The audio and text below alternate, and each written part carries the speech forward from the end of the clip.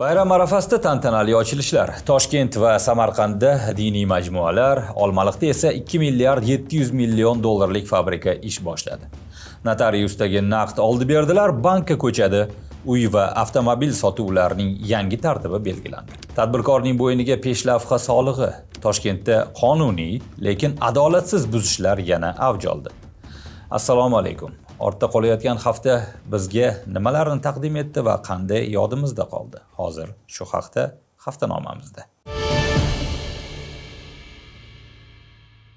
Hayit va Navro'z bayramlari arafasida bir necha yirik obyektlar foydalanishga topshirildi. Toshkentda qad rostlagan Islom sivilizatsiyasi markazi va Samarqandda qayta bunyod etilgan Imom Buxoriy majmuasi shular jumlasidan. Prezident tashriflaridan keyin har ikki majmua ham keng jamoatchilik uchun o'z eshiklarini ochdi. 8 yil davomida qurilgan mahobatli Islom sivilizatsiyasi markazi Toshkentning mashhur Hazrati Imom majmuasi hududida 10 gektar maydonni egallagan. 4 ta darvozadan asosiysi Ulug'bek darvozasi peshtoqiga Qur'oni Karimning ilk nozil bo'lgan oyati. Yaratgan Robbing nomi bilan o'qi kalomi bitilgan. 65 metrlik gumbaz ostida esa Usmon mushafi va turli sulolalar davrida yaratilgan 114 nodir Qur'on qo'lyozmalarini o'zida jamlovchi Qur'oni Karim zali joylashgan. Markazning 3 qavatli binosidan ekspozitsiya zallari, zamonaviy texnologiyalarga ega muzey va kutubxona, anjumanlar zali, qo'lyozmalarni restavratsiya qilish va elektron nusxa olish laboratoriyasi, nodir qo'lyozmalarni saqlash fondlari, o'quv zallari, xalqaro tashkilotlar va ilmiy muassasalarning ofislari ham o'rin olgan. Shavkat Mirziyoyevning so'zlariga ko'ra, Islom sivilizatsiyasi markazi har bir insonga, ayniqsa yoshlarga xalqimiz qanchalik buyuk tarixga ega ekanini anglashiga yordam beradi. Davlat rahbari bu butun musulmon ummatiga xizmat qiladigan maskan bo'lishiga tilak bildirdi. Mana shunday koshonalar o'zbek xalqimizga, buyuk musulmon ummatimizga juda katta xizmat ko'rsatadi degan umiddaman, dedi u. Ochilish va iftorlik marosimida taniqli tadbirkor Alisher Usmonov ham ishtirok etdi.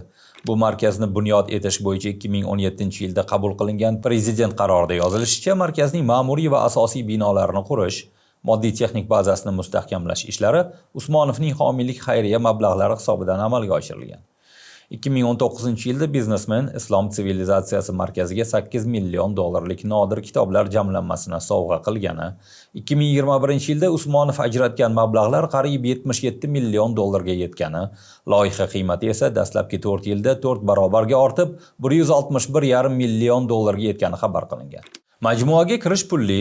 O'zbekiston vatandoshlari uchun guruh tarkibidagi 2 soatlik tur narxi bolalarga 25 ming so'm, kattalarga 60 ming so'm, individual tashrif uchun tarif 120 ming so'm.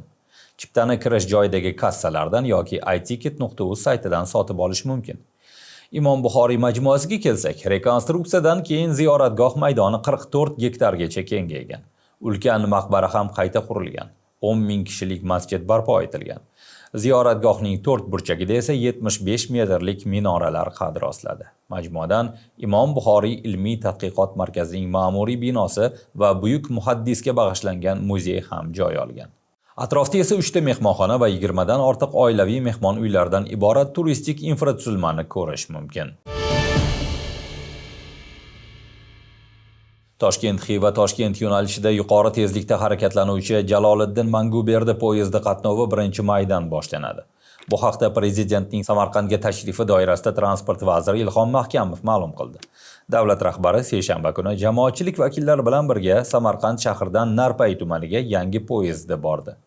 Bu Koreyaning Hyundai Rotem kompaniyasidan sotib olinayotgan 6 ta poyezddan birinchisi. Qolgan 5 ta tarkib yil oxirigacha olib kelinishi kutilyapti. Ular soatiga 260 kilometrgacha tezlikda harakatlana oladi. 7 ta vagondan iborat tarkib VIP, biznes va ekonom toifalarida jami 390 nafarga yaqin yo'lovchi tashiydi. Poyezd O'zbekiston iqlimi uchun maxsus ishlab chiqilgan bo'lib, juda yuqori va juda past haroratlarga, chang qum bo'ronlariga chidamli va uzoq masofalarga mo'ljallangan, deyiladi rasmiy xabarda. Shavkat Mirziyoyev Samarqandga yangi keltirilgan elektrobuslar bilan ham tanishdi. Hozircha Xitoydan 49 million dollarlik 100 ta elektrobus olib kelingan bo'lib, keyingi bosqichda yana 250 ta elektrobusga buyurtma berish reja qilingan. Uning uchun Yevropa tiklanish va taraqqiyot banki $120 million ajratishi kutilyapti. Tashrif davomida shuningdek viloyatda $2 milliard $400 million 53 investitsion loyiha ishga tushirilib, yana $4 milliard $600 million 53 loyiha bo'yicha qurilish ishlariga start berildi. Qo'shaloq bayramlar arafasida ishga tushirilgan loyihalar orasida eng yirigi Olmaliqdagi 3-mis boyitish fabrikasi. Loyihaning shu hafta ma'lum qilingan umumiy qiymati $2 milliard $700 million. Aynan dushanba kuni ishga tushirilgan birinchi liniya qanchaga tushgani esa hozircha ma'lum emas. Fabrika to'liq ishga tushgandan keyin yiliga 60 million tonnagacha ma'danni qayta ishlab, 900 ming tonnaga yaqin mis konsentratini ishlab chiqaradi. Natijada kombinatdagi mis konsentratining kunlik hajmi hozirgi 2400 tonnadan 5000 tonnaga yetishi kerak. Shavkat Mirziyoyevning so'zlariga ko'ra, yoshlik 1 va qalmoqqir konlarda 45 million tonna mis, 5000 tonnadan ortiq oltin zaxirasi bor. Prezident zaxiralarning naqadar mo'l ko'l ekaniga urg'u berib, bunday ko'lamdagi kafolatlangan xom ashyo bazasi mahalliy sanoat uchun kamida 100 yilga yetishini ta'kidladi.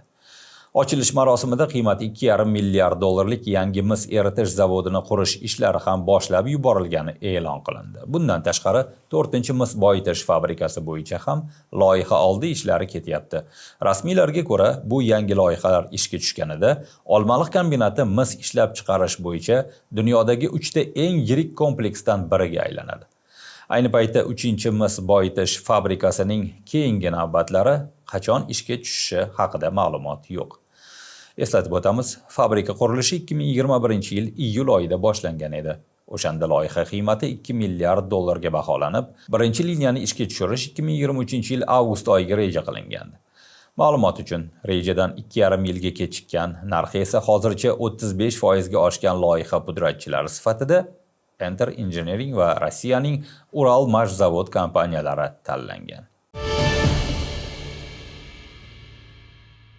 Uy va avtomobil oldi-sotisida banklar oladigan komissiya miqdori ma'lum bo'ldi. Xabaringiz bo'lsa kerak, 1-apreldan boshlab ko'chmas mulk obyektlari va ishlab chiqarilganiga 10 yildan oshmagan transport vositalari oldi-sotisi majburiy ravishda bank orqali o'ta boshlaydi.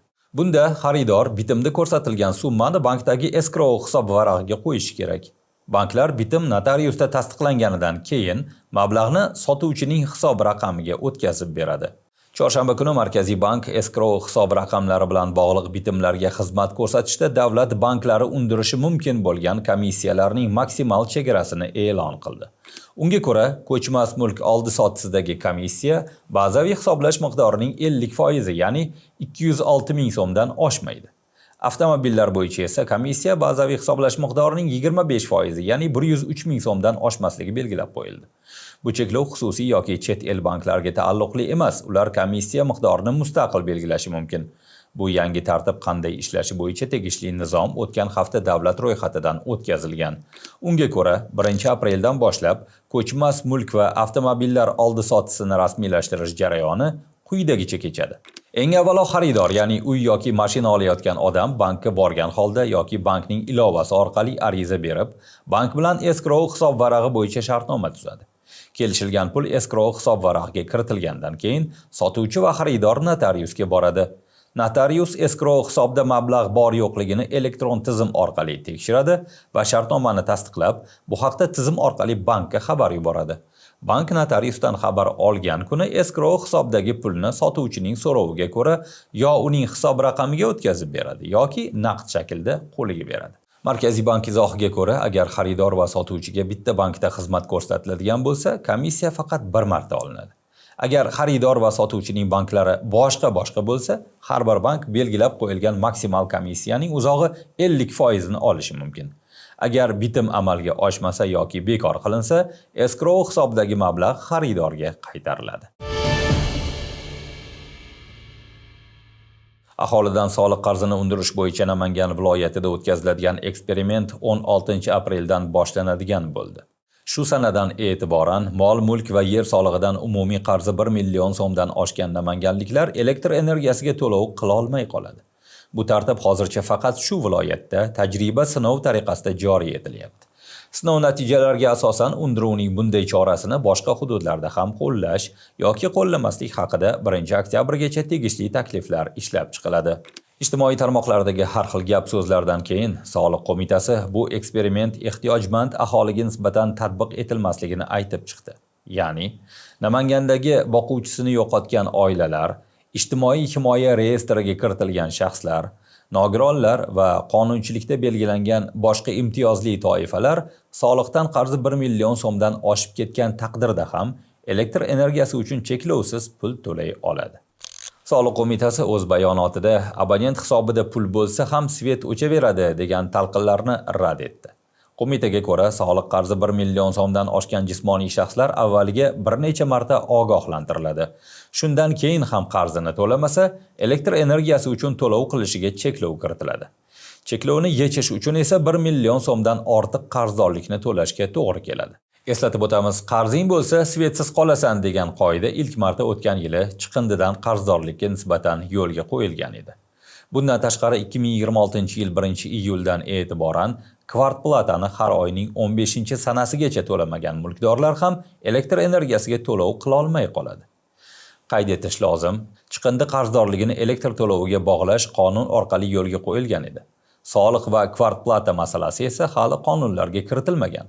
Kiritilgan taqdirda ham tanqidchilar bunday amaliyotga nisbatan avvalo inson huquqlari, qolaversa shartnomaviy munosabatlar nuqtai nazaridan ko'plab savollar borligini aytib keladi.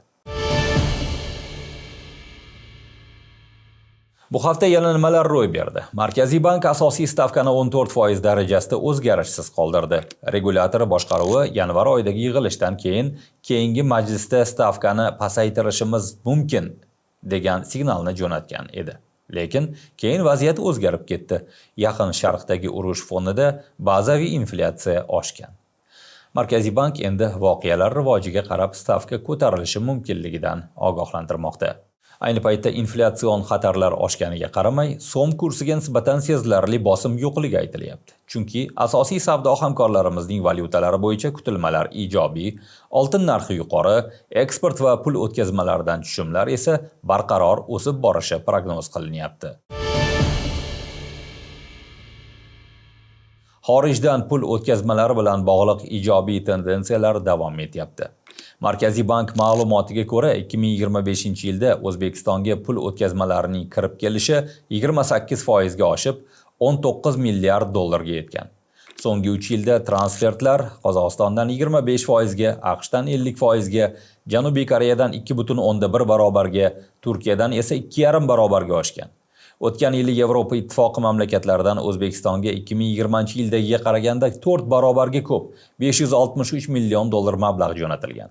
2025-yilda Koreya Respublikasidagi o'zbekistonlik rezidentlar soni salkam 100 ming kishiga yetgani ham e'tiborga molik. Toshkent shahrida do'kon peshlavhalariga qaratilgan reydlar davom etyapti. Rasmiylar aksariyat peshlavhalarni noqonuniy deb e'lon qilib, ularni oldirib tashlamoqda. Avvalgi yillarda qabul qilingan hukumat qarorlariga ko'ra, do'kon nomi yoki shunchaki dorixona deb yozilgan peshlavhalar ham 1 kvadrat metrdan katta bo'lsa, tashqi reklama hisoblanadi. Tashqi reklamani o'rnatish uchun esa tegishli tartibda ruxsat olib, keyin har oy majburiy yig'imni to'lab borish kerak.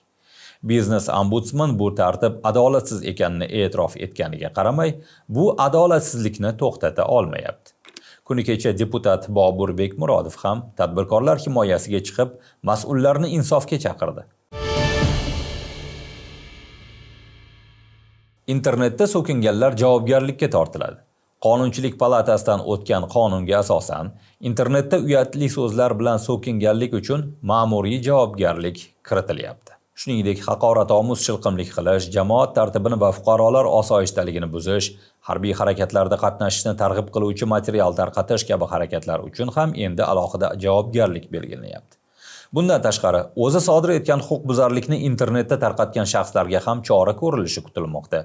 Aynan qanaqa sanksiyalar haqida gap ketayotgani hozircha ma'lum emas. Deputatlar qonunni 17-mart kuni qabul qilib, ma'qullash uchun Senatga yubordi. Bu hafta sizga yetkazmoqchi bo'lgan xabarlarimiz mana shulardan iborat. Ramazon hayiti barchangizga muborak bo'lsin, dunyoda ham, yurtimizda ham tinchlik bo'lsin. Yaxshi kunlarda ko'rishguncha.